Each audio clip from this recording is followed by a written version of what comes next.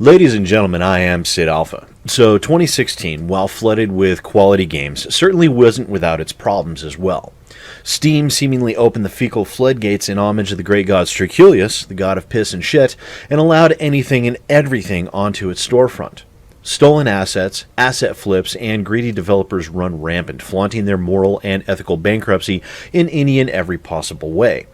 Because of shady business practices on the part of the developers and a complete and utter lack of curation or even caring on the part of Steam, a full 40% of all titles on the storefront were released in 2016.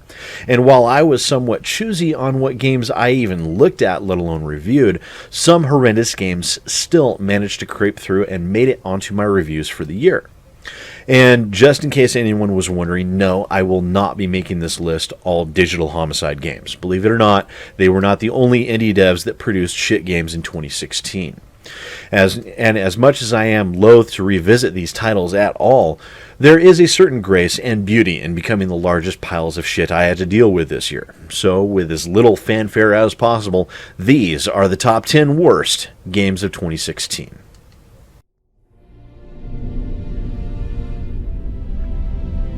Number 10.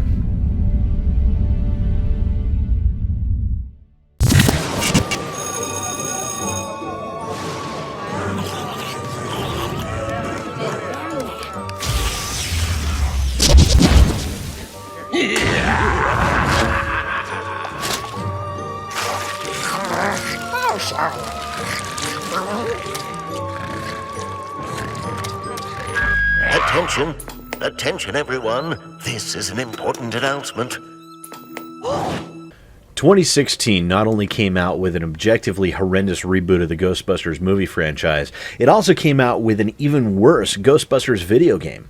With lame duck story and voice acting that approached Himalayan levels of cringe, Ghostbusters piled on with assets that are reused to the point of ridiculousness, and then instilled them with the most on-rails, idiotic AI that I've seen in a video game. Oozing every aspect of a corporate cash-in, this game was completely boring from start to finish, featuring reskinned enemies when they even actually bothered, or simply changing the color of the theme most of the rest of the time. Outside of the bosses, you'll face a grand total of less than 10 different enemy types. Now, even the boss fights are generic and reused, to the point where the final mission is you facing all of the bosses you already took down. And the final boss fight is the villain from the movie, because why the hell not? Just throw in whatever the hell you want to and tie it into the movie. It's fine, because people will be so bored by the final boss that they can be beaten by standing in one spot and holding down the X on their controller that I doubt that they'll even have the time to get upset at the cheap movie cash-in. A deplorable experience all the way through, Ghostbusters when it was an affront to my senses and to my sensibilities.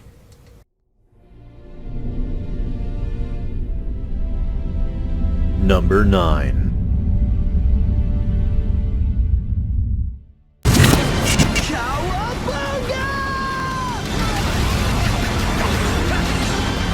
Remember what I taught you, my sons. It is when we are together that we are the strongest. The true battle starts now. I only hope that we are strong enough. Shall we begin then? Now, I know that Teenage Mutant Ninja Turtles has always been about selling toys to preteens. They were all about that when I was a preteen way back in the before time, in the long, long ago. However, now I am admittedly older, a bit more seasoned, and of course, video games have advanced considerably in the last couple of decades. Unfortunately, the capabilities of movie license games in general, say nothing of TMNT games, seem to have not kept pace with the rest of the industry. Now, TMNT Mutants in Manhattan is as dull as it is repetitive, with a story that is even more boring and lackluster than the game itself. Lacking core aspects that are necessary for a third-person action game, TMNT is nothing more than a basic cash-in and was not only not a fun game to play, but one that very quickly became a chore, making this game a breaker of one of the cardinal sins of gaming and earning it a dishonored spot on this list.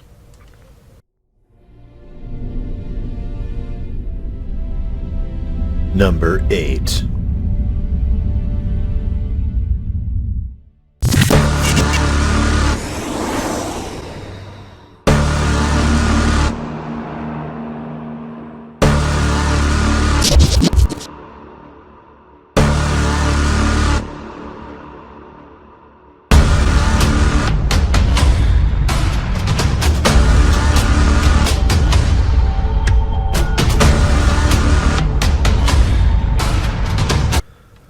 Unconscious. I wish I were unconscious after reviewing this game.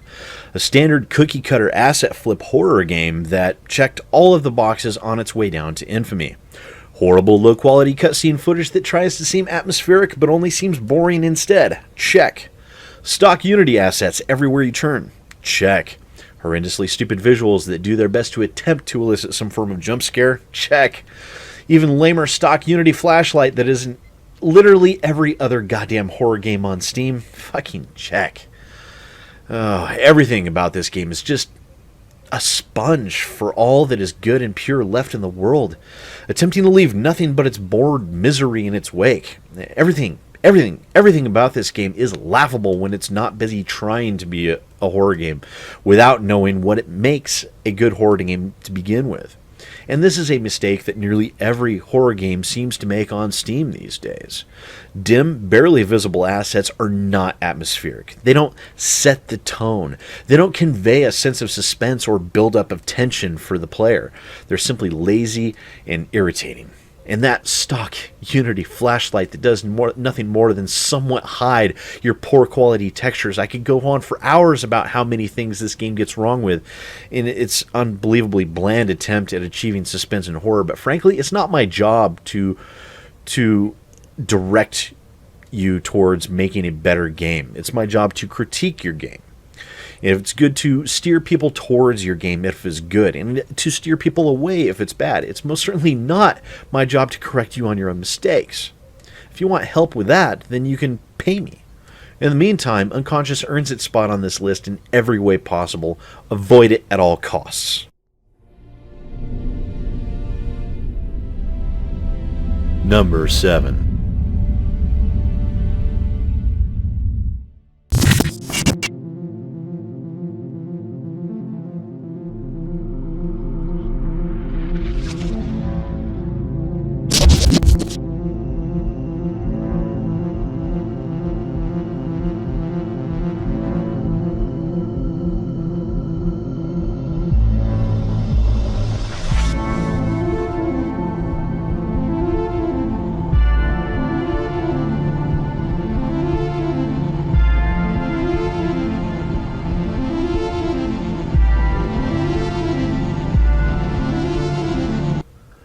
Breached.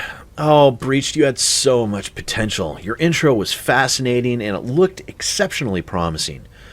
That is until you play it for longer than 10 minutes.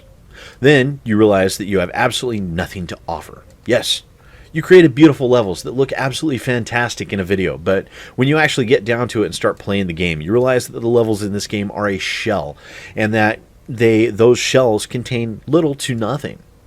And being's the only worthwhile gameplay in Breached is the probe exploration that leaves us with a bunch of empty levels in an exploration game. And an exploration game with nothing to explore is exactly as boring as it sounds. With a storyline that is delivered via exceptionally bland journal entries, you're left caring nothing about your character, and with empty exploration, you're left with no intellectual or emotional investment in the game whatsoever. This game was clearly a tech demo for the developer, probably in preparation for a job interview or something of the sort, but that certainly doesn't make it any more worthwhile. Number 6.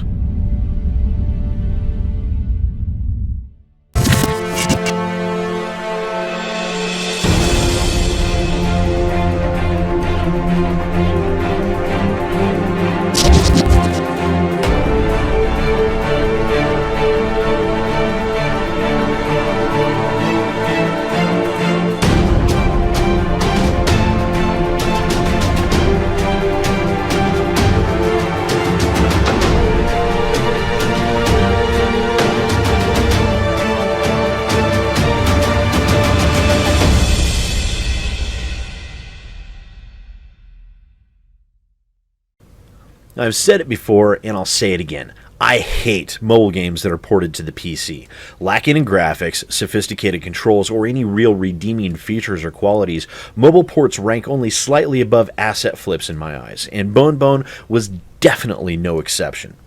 featuring a complete lack of controls outside of the left mouse button and lacking any and all form of pretext, story, or any other element that one would expect to find in the vast majority of games on PC or consoles. Bonebone, or should I say Barebone, doesn't merely scream bland casual clicker. No, it bellows it from the mountaintops for all to hear. And even if you were a fan of these pustules on the anus of the gaming industry, this one introduces the standard middle finger that is the uniform go-to of mobile games and introduces severe difficulty spikes, which one can safely assume are there to promote people throwing their money at the game in order to pay for upgrades. Only on the PC, there's no storefront to support the spikes, leaving people with nearly impossible to beat levels on purpose because you're too lazy to recode your damn game. Being an asset flip in its own right, Bonebone has absolutely nothing to offer the PC gaming community on any level and should have stayed on iOS. Even on that platform, it would have been considered mediocre at best, but on PC, this game is utterly worthless.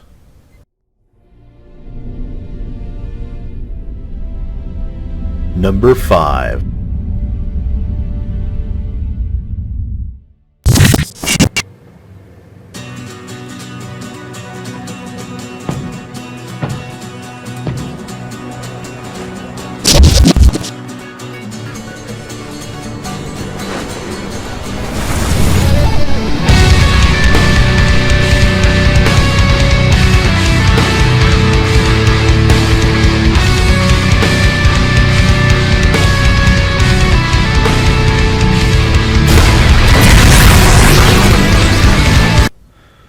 Now, before I launch into too much of a tirade over the moral and ethical implications surrounding the release of this title, I do feel I need to remind you that I have no knowledge on the current playable state of this game. All of this information is based on the reviews conducted on my channel and the state of the game at release. That said, not only was Street Fighter V a painfully average fighting game at the time of its release, there were giant IOUs throughout where most of the core game should have been. An exceptionally unethical decision made on the part of the publishers, which they fully admitted, was in order to get the game into the public domain for the purposes of the professional gaming scene. However, even though the quote-unquote game released with only the most threadbare of features for a fighting game, the publishers still had the unmitigated gall to release the game at a full $60 price tag plus $20 season pass. With a campaign that consisted of 4 single-match fights per character that had the magnificent difficulty level of mashing the A button repeatedly and having a conspicuous absence of the majority of the gameplay, Street Fighter V had a total playtime of less than 2 hours for you to experience everything the game had to offer, making it one of the worst value video games of 2016 and, given the painfully easy difficulty of the single-player components, the least fun AAA game to be released in 2016. And that's saying something. And while this game may have gotten a pass by its fanboys, the amoral actions of the publisher and the exceptionally infinitesimal amount of content at release were simply too much to be ignored by myself and many others.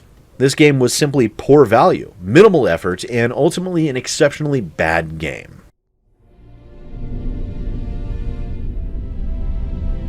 Number 4. Bearer of calamities. You lost everything when you chained yourself to him, to Ergo Mutants, one of the messengers of the end. But the others are coming. Coming to this tower, made of their own memories. And now you, and that monster who could destroy us all, are the only ones who can save us.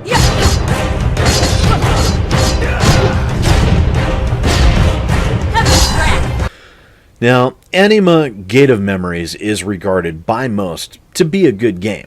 I, however, had a very different experience, and this is a good example as to why you shouldn't trust a single reviewer's opinions on video games. There's a very good chance that their opinion won't always match yours. The same can be said with this game. What started out to be a fairly promising game with a simplistic yet effective game style quickly devolved into a boring, repetitive, shallow experience that forced me to lose interest in the game very early on. The game reuses physical assets from the monsters way too often. Along with that, the game does have what originally started out to be an interesting mechanic of being able to switch your hero at a whim, utilizing a tag team element to the combat that could have been really fun.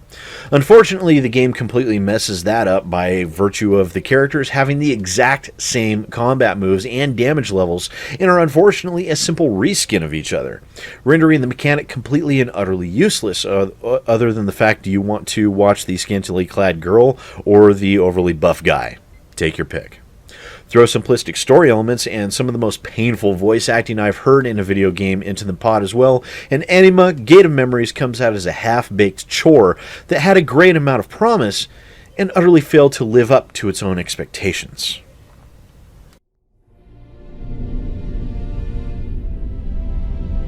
Number 3.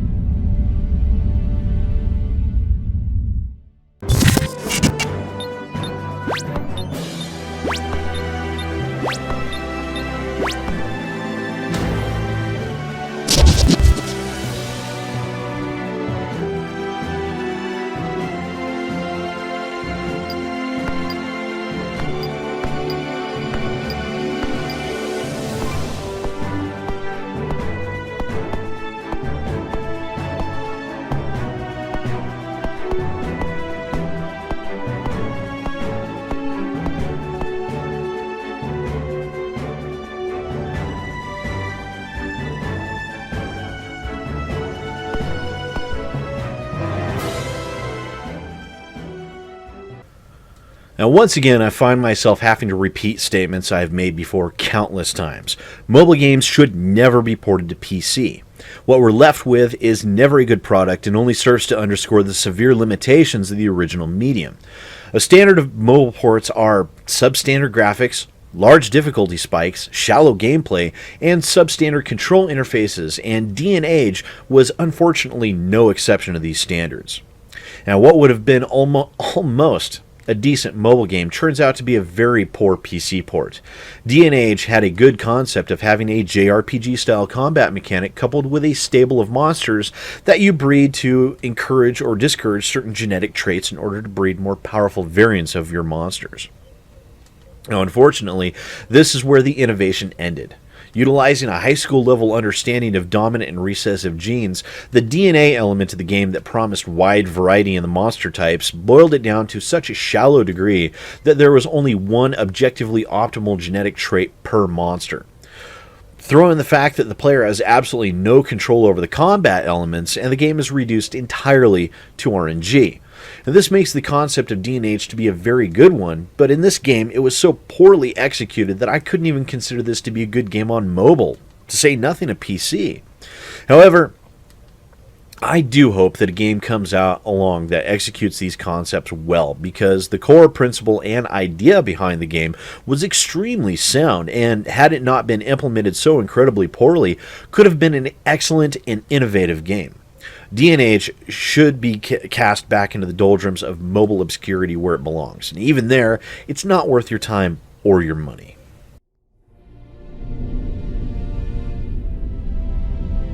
Number 2.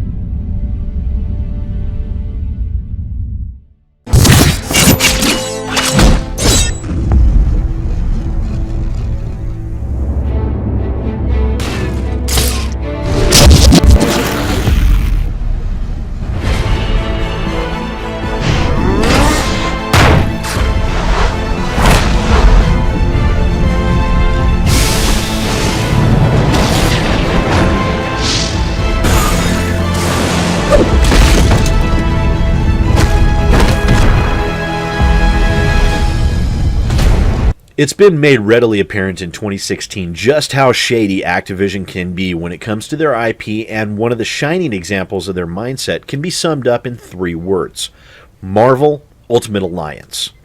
A game that was released on Xbox 360 and PlayStation 3 back in 2006, Activision decided that it was time that unleashed hell on the PC gaming community and released this abomination back into the world.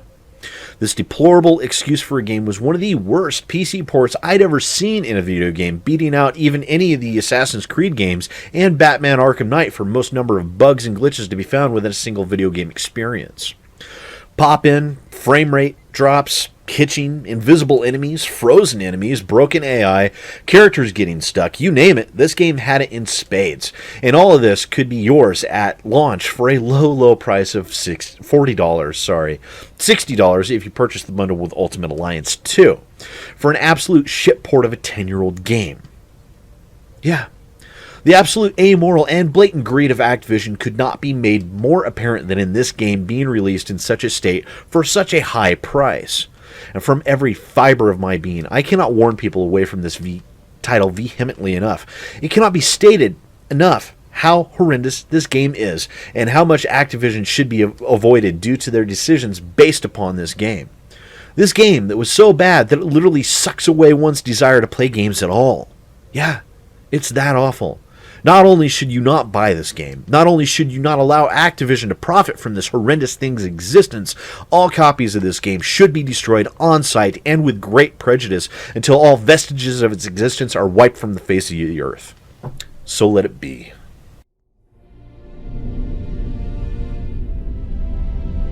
Number 1.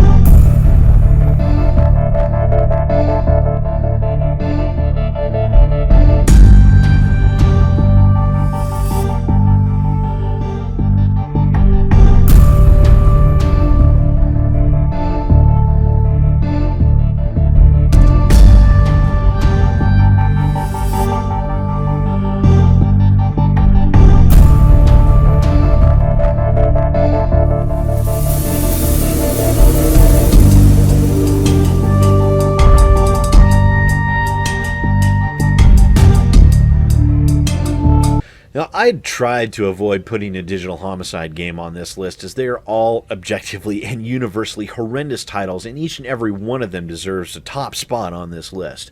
But for the sake of you, my loyal viewers, I tried to stay away from, at least somewhat away from their products. However, for my number 1 selection, this spot had to go to the absolute worst game that was released in 2016 that I'd reviewed on my channel, and in this case, Paranormal Psychosis absolutely has earned all of the hatred and vitriol I can offer.